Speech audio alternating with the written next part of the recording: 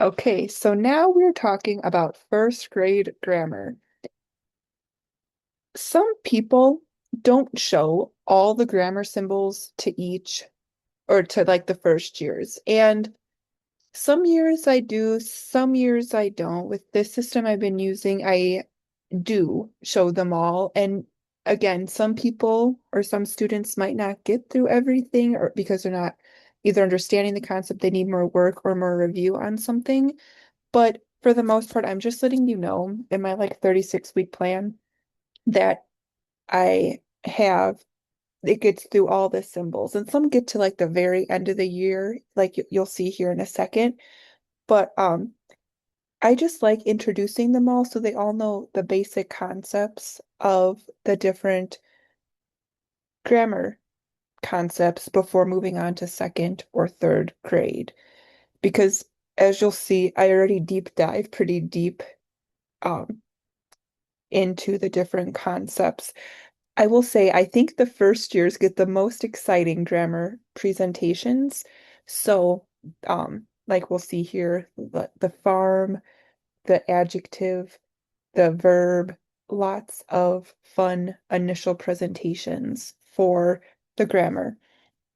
So, how I have it set up and what I like to do is I do the first 5 weeks of grammar of nouns for the first years. So obviously, as most people do, some people do a playground, some people maybe even a little dollhouse, something, but most people start with that initial farm presentation of the things. I will go through different, like how I break it up as you can see, but each of these, I put a little example. Each one of these has a like a page that goes with it or a command card. Um, Also a great presentation, which I do it during like the second time or as a special presentation or activity for students to do, which is just like having a paper noun and going around and labeling things around the room. That's a very fun presentation or activity for students to do. I didn't include it in my 36 weeks, but sometimes it's just nice to have something be special for the students that listen well and are good leaders, is what we'll say. So, again, for the nouns, starting with the noun. And I say first 5 weeks because I do about one a week. But then, of course, in the first week, will we get to the nouns? Depends on the kids and the students and thing like that. So we have the noun. And then that also introduces the symbol, but we're doing something where we now draw different people, places, things, and then we do the people. And a lot of these things I try to relate back to their own life. So that's first, it's the people, draw your families, friends, famous people, characters. The more and more years I teach, the more and more kids, especially at 6 years old, know all these famous people randomly. So I also put characters with that. So it's a changing time. So it's people they know or know-ish, so things like that. And then places in their life, and then also pointing out that nouns are capitalized, and then nouns of their favorite things. So excuse me, people, places, and things really cram that into their mind and say it over and over. And for first years, the idea part, person, excuse me, people, things, places, and ideas. The idea one doesn't come out so much in first grade, and that's okay because they could see it in second and third grade. The next one I introduce is the article. This is a fun one. I just do the article introduction because this is probably the one the kids remember the most. And now some people think articles are adjectives. And I'll say this, it's you can give the initial presentation and maybe they remember like a versus an. So that maybe doesn't need to be another presentation. It could be like, okay, it's time to pick a grammar work. The next one you have to do is this one and see if they remember it. Or maybe they need that the representation of that work. So, um, I just do the noun article next. And then one of the best presentations of the year is the one with the adjective where you lay out a rug and then sometimes people put things on the rug. I just say, go get me a pencil, and then each kid tries to give me a different pencil multiple times. And then they're like, which one is it? And because you need to use describing words for the specific pencil. So it's just a great way to start that descriptive word work.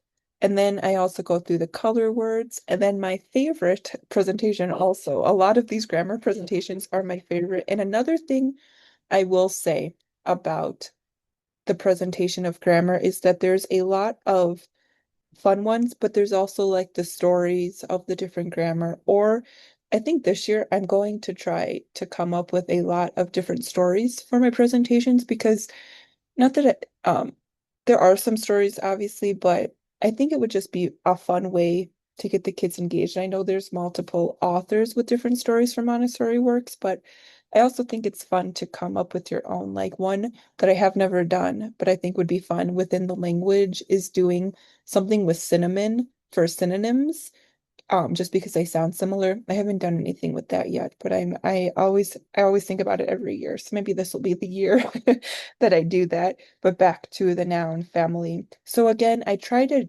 turn things back to what's in their life. Okay, so noun family of describing things like in their bedroom. It could be any location, really. It could be the classroom. It's just what's on the command card or the page. And for that, it's like, okay, so they've listed like their favorite things or people or drew things like that. So now it's like, okay, the noun family. So you have to say a fluffy pillow.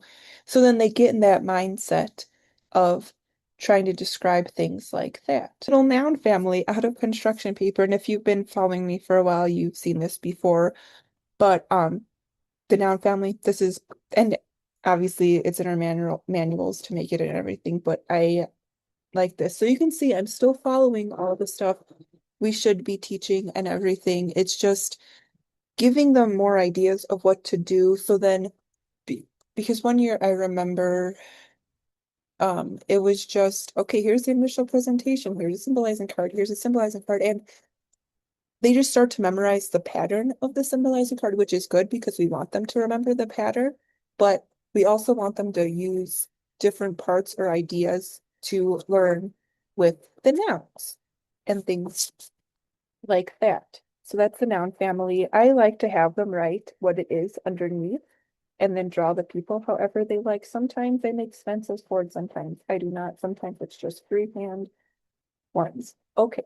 And then verbs. And if you notice, like the numbers on the side kind of coincide with the weeks of school, but obviously it might not. And I do like to do, especially with the first graders, these presentations all together. So there's more people to do them. But some of them are just like individual presentations. But let's say I have a kid still on week 8, but a lot of the kids are ready for the verb presentation. I will ask that kid to come to the verb presentation to have a to do it all together. Some things are grade level group, some things are more individual, but even if they aren't quite, yeah, as long as they've seen the whole noun family type of thing, I will include them in the verb work. And that's another great presentation with the red ball. I have a red squishy ball, so it doesn't hurt, but usually I like to go outside and we'll roll the ball, kick the ball, different verbs with the ball, um, type of thing. And so another thing you'll notice is that since it's like week 12, that's already in November. And why I pushed it all the way till then is because I noticed every single year, even before, because I've been formulating this for years in my mind. And I was just like, I need to just put it out so it's easier for myself and hopefully many other Montessorians just to have like easy, first of all, scope and sequence of when to do everything and follow-up works for what to do and have the kids actually practice their grammar skills. So in November, I always found myself being like, because I remember, because when we go outside to do it, it's always like I live in a place where there is an autumn and a fall, so all the crunchy leaves are out. Um, so every year it was the same pattern. I'm like, okay, so when I do this and I see this, because at first, when I first started writing down all these ideas and going through it, I was like, the first 9 weeks were nouns. I was like, okay, that's way too many nouns. We gotta not go through it too much. I'll move those noun works as review later in the year, as you'll see. So we have the action words, and then again, their favorite things to do. And then this is actually a partner work on the command card or the page to keep track of, but they write out their own actions, which could get a little dicey. So you can always use like the layout card. I have my same layout cards, but the layout card things. And I like the blank ones too because they'll come and hand me one and I can write one down. Or there's like random ones, which are just random verbs that don't fit into like a category, that type of thing. And then obviously we put the noun family together with the verbs, and then we finally have a complete sentence because although the first years don't know this yet, I still tell them every sentence needs a noun and the verb. So later in the third grade year, they'll know the subject and predicate a lot better, and you'll see that during the third grade talk. So, um, for that, they write and draw their own sentences. A lot of first grade is drawing things, especially if they're not yet reading, or even if or they don't want to write a lot in first grade. And then this is a funny activity. It could be directions on how to make anything. I just think a sandwich is something everybody knows. I guess you could do a sandcastle or how to make different things like that. But different things there. Okay. And then I do the pronouns before the prepositions. I know some people do the prepositions first, and all these numbers don't really have to mean anything to you. Maybe if you didn't want to go exactly the 36 weeks, you'll say, okay, well, this student really needs a lot of pronoun work, like maybe it's a second or third year. Here's a bunch of different activities they can do to practice their pronouns. So it doesn't have to go in order if you don't want it to go in order. I am just kind of a orderly person, so that is why I like to do things in order. Not to say that I don't mix it up sometimes or have students go back and do it, even though we know in lower elementary it's hard to get students to repeat the work, which is another reason I try to do this because it was the same thing over and over. And at least these have different things with different topics. So I do the pronouns before the prepositions because they've got their full sentence already. Let's not add on because the only thing we're doing with prepositions is adding another noun family to it. So, um, I think replacing the pronoun before the adding on longer sentences just makes more sense to the students because it's something they already know with the noun. Okay, cross it out, replace the pronoun, right? And you'll see when you get it, there's one work where you cross it out and put the noun and everything. And I will say, sometimes things pop into my head and I don't want to forget with these cards. I mean, they're colored. These are not the command cards. These are like the layout cards. So there's pages, command cards, and layout cards. With the actual layout cards, there's colors in each of them. So one of my favorite things to do, especially once they know all the symbols, is have them write their own sentences by laying out the cards, and that's a lot of fun because they could be mixed up. But anyways, that was like a thing that popped into my head, and I didn't want to forget to say it. Um, so yeah, that's the pronouns. And then we'll get into the prepositions, and it's mostly prepositions of place. So, yeah, prepositions of place. They draw the pictures, they put it with nouns so they can see that, okay, now we're connecting two of the noun families, or we're connecting things like that. Okay. So and I'll review this here in a second, but the main thing is like the noun family, the verbs, the basic, mostly personal pronouns, and then the prepositions of place. And there's a lot of work with prepositions. And then we get into adverbs. And I used to do um I used to do the ly words with like everybody. Just remember that adjectives are ly, but there's a lot more to that. And I know those could, and there'll be a few things in here you might say, well, that's considered like an upper elementary work. it doesn't hurt to show them it now. But for the first years, it's mostly ly words, and then they get excited that it's like act out again. So this one they do the verb and the adverb type of thing where they get to act it out with their partner, and kids love that work. And you'll see like we're getting to number 30, so that's 30 out of 36. So it's spread out throughout the year, and that's why I show all the symbols to everybody, like all the first years, mostly if they get to it. Sometimes I only get kids that get through preposition, and that's fine because they'll see the adverbs a different time, obviously, but some come and get it done. And then the conjunctions and interjections kind of get squashed in there at the end. And the other weeks that aren't listed are just like review weeks or review, not even weeks, just review works of concepts that I felt at this point the kids should see again. But the conjunctions, I keep it simple for the first years, and it's just and, but, and or, and then they fill in the blanks. And then the interjections, and as you'll see with most of the interjections, it's just an introduction to it. It doesn't really matter what grade level it is. It's just like, oh, yay.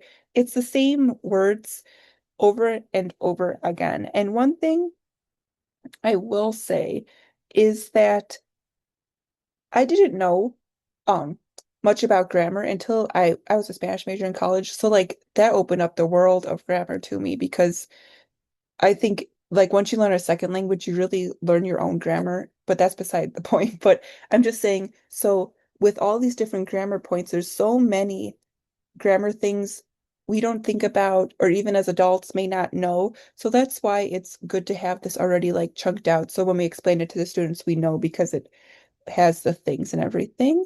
So I'm just going to repeat the highlights for first grade and what goes on it, which are the nouns and noun family, the verbs, personal pronouns, prepositions of place, adverbs, the ly words, conjunctions, and, but, and, or, and then the basic introduction of interjections.